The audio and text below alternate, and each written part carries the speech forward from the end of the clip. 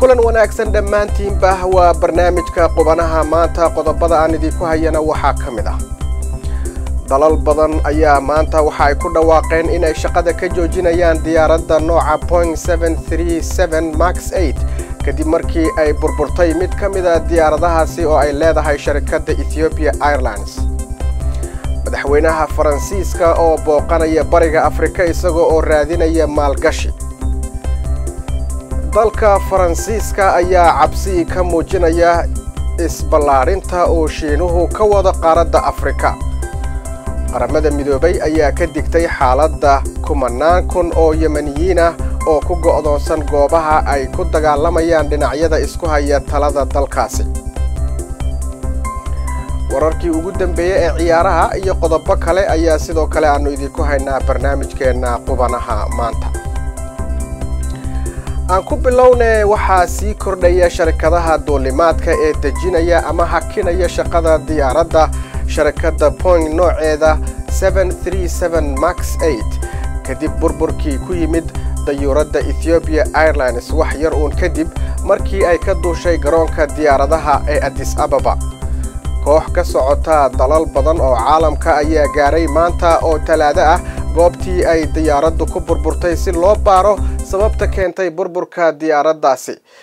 qaar ka mid ah shirkadaha duulimaadka ayaa iyaguna ka hadlay walwalka ay macaamiishooda ka muujiyeen in la dejiyo Boeing 737 Max 8 xilli dadka khubarada ah ay weli raadinayaan macluumaad la xiriira waxa burburiyay diyaaraddaasi oo daqiiqado yar uun kadib markii ay kacday ay dhacday isla markaana ay ku dhinteen 157 qof oo diyaaraddaasi saarnaa in jawaab loo helo sababta burburka diyaaradda waxa ay qaadan kartaa bilooyin dalka Oman iyo diyaaradda EasterJet ee koonfurta Korea ayaa joojiyay isticmaalka diyaaraddan Australia iyo Singapore ayaa iyaguna waxa ay hakiyeen dhammaanba duulimaadyadii imanayay ama kuwa ka baxayay dalalkooda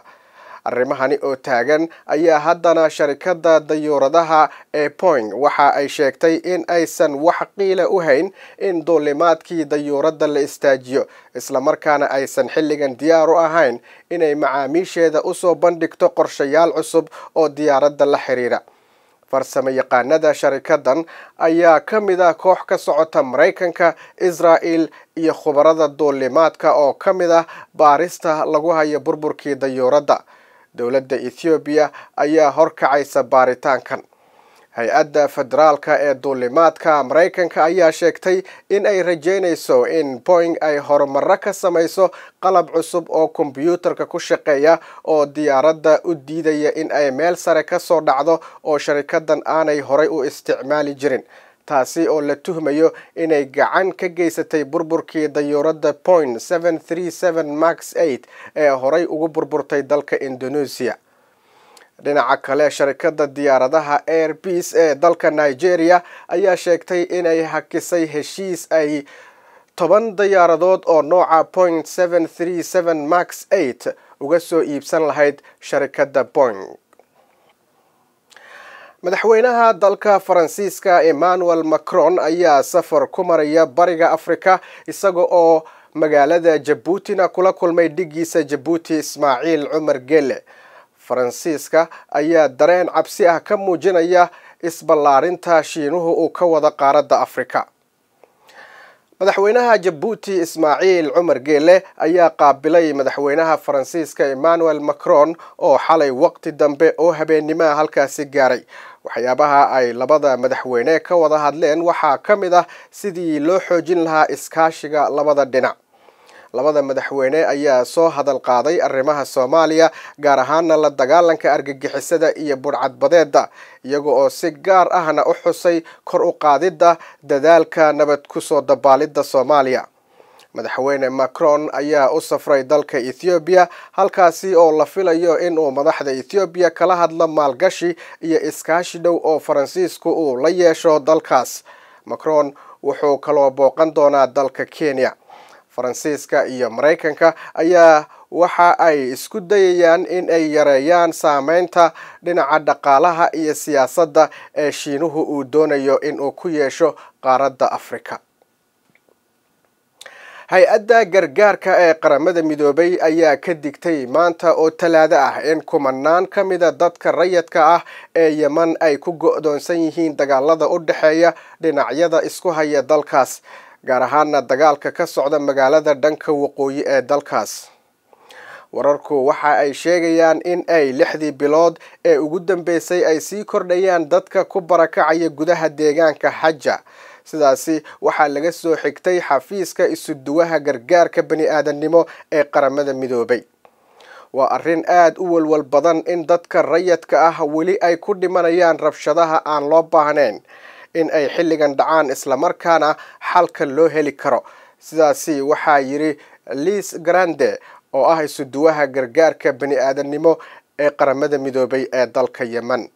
2 maalin ee la soo dhaafay ayay dayuuradaha isbahaysiga ee Sacuudiga uu hogaaminayo ee taageeraya dawladda la aqoonsan yahay waxa ay dileen 22 qof oo ay ku jiraan haween iyo 14 carruur ah. dagaalyahanada Xuutiyiinta ee Yemen ayaa gacan adag waxa ay ku qabteen yana deegaanka Kusheer kadib markii dagaalyahano qabaa'ilka meesha degan ay dagaal kala hor yimaadeen jabhadan. madaxweynaha Algeria Abdelaziz Bouteflika ayaa shalay ku dhawaaqay in uu ka tanaasulay musharaxnimada madaxweynaha. madaxweynaha Algeria Abdelaziz Bouteflika wuxuu dib u dhigay doorashada madaxtinimada ee dalkaasi ka dhici lahayd 18 bisha Abriil. madaxweynaha Faransiiska Emmanuel Macron ayaa ku booriyay mas'uuliyiinta Algeria inay abaabulaan xukun kala wareegid la aqbali karo kadib markii madaxweyne Abdelaziz Bouteflika uu ka laabtay damiciisa ahaa in uu mar shanaad u tartamayo kursiga. waxaan soo dhaweynaynaa go'aanka madaxweyne Abdelaziz Bouteflika oo bog cusub oo horumar dimuqraadiyad ah u bilaabaya Algeria, ayuu ku yiri Macron shir jaraa'id oo uu ku qabtay dalka Djibouti oo uu booqanayo. waxaan soo dhaweynaynaa sharafta ay shacabka Algeria gaar ahaan dhalinyarada ku muujiyeen rajadooda iyo damacooda isbedel doonka iyo dhaqanka xirfadeed ee ciidamada amniga, ayuu yiri. ha yeeshee waxa uu sheegay in wadanka uu u baahan yahay waqti kala guura oo la aqbali karo, kaasi oo lagu soo afjarayo xukunka 20 sano ee Bouteflika. sharci dejiyaasha Faransiiska ayaa ka walaacsan xasilooni darrada dalka Algeria oo 2 toddobaad ka badan ay ka taagnaayeen dibadbaxyo ka dhan ah Bouteflika. madaxweyne Bouteflika wuxuu dalka Algeria oo madaxweyne ka soo ahaa muddo 20 sannadood ah. baarlamaanka Suudaan ayaa shalay u codeeyay in la gaabiyo oo 6 bilood laga dhigo xaaladda degdega ah ee sanadka ah ee madaxweynaha Suudaan uu dalkaasi ku soo rogay. baarlamaanka ayaa haddii loo baahdo wuxuu awood u yeelan karaa in uu cusboonaysiiyo 6 bilood kadib xaaladda degdega ah. madaxweyne al-Bashir ayaa xaaladda degdega ah soo rogay bishii Febraayo 22keedii si uu uga jawaabo dibadbaxyada looga soo horjeedo oo noqday mid ka mid ah caqabada ugu weyn ee soo wajahay 30 sano ee uu xukunka hayay. ku-xigeenka afhayeenka baarlamaanka Ahmed At-Tijani ayaa sheegaya in xildhibaanadu ay diideen xaaladda degdega ee dalka lagu soo rogay oo ay sheegeen inay halis gelin karto xorriyadda, gaar ahaan iyadoo Suudaan lagu wado in sanadka dambe ay qabato doorasho madaxtinimada. dibadbaxyada ka bilowday Suudaan December 19keedii ayaa dadku waxa ay madaxweyne al-Bashir ugu baaqeen in uu xilka ka dego, iyadoo ku eedeynaya dhibaatooyinka wadanka ka taagan in isagu uu mas'uul ka yahay. ugu dambeyntiina maamulka cusub ee Puntland ayaa isku dayaya in uu ka doodo sida loo hirgelin karo qorshayaasha iyo ballanqaadyadii uu madaxweynaha cusub Siciid Dani sameeyay, sida uu warbixintan ku eegayo wariyaheena Nuux Muuse Birjeeb. maamulka cusub ee Puntland ayaa isku dayaya inuu qaado wado ka duwan maamuladii ka horeeyay. madaxweynaha cusub iyo xukuumaddiisa ayaa maanta daahfuray shir ay ku jiheynayaan siyaasadda ay ku shaqeynayaan. madaxweyne Dani oo bilowgii sanadkan xukunka qabtay ayaa sameeyay ballanqaadyo badan, wuxuuna doonayaa inuu ka dhabeeyo. wasiirka qorsheynta horumarinta dhaqaalaha iyo iskaashiga caalamiga ah ee Puntland Cabdiqafaar cilmi xange ayaa sheegay in kulanka saddexda cisho ah ay diiradda ku saarayaan shuruucda ay ku shaqeynayso dowladda cusub. waxaa aad iyo aad shirkan awoodda u saari doonaa waqti badan gelin doonaa in la diyaariyo qorshe hawleedka sanadka 2019 oo ku salaysan siyaasadii madaxweynaha oo la ansixiyay golaha baarlamaanku ansixiyeen 16 bisha February 2019 siyaasadaas oo lahayd 8 yool iyo 66 ballanqaad halka looga doodi doonaa qorshe loogu bedeli doonaa waxa kale oo aad iyo aad awoodda loo saari doonaa xoojinta wada shaqeynta ka dhaxaysa hay'adaha dawladda wasaaradaha dawladda iyo ilaamaha dawladda dhexdooda waxa sidoo kale laga doodi doonaa arrimaha siyaasadda la xiriira gaar ahaan federaalka. maamuladii ka horeeyay ma aysan jihayn siyaasadooda balse madaxweyne Deni ayaa sheegay in dawladdiisa aanay noqon mid madax ka noola. xukuumadan si tayada kor loogu qaado waxaa ka mid ah haddii ilaahay idin ka dhigo in wasaaradaha loo dhammaystiro dhammaan shuruucda iyo siyaasadaha ay ku shaqayn doonaan oo golaha xukuumaddu uu ka soo bixi doono wixii waxaa ka dambeeyana xukuumaddu ay wasaarad kasta wixii ay u dhimatay iyadu ay yeelan doonto. waxaan aad ugu dadaalaynaa haddii ilaahay idin ka dhigo dawladdan inaysan noqon dawlad sida marar badan lagu celceliyo madax ka nool ah.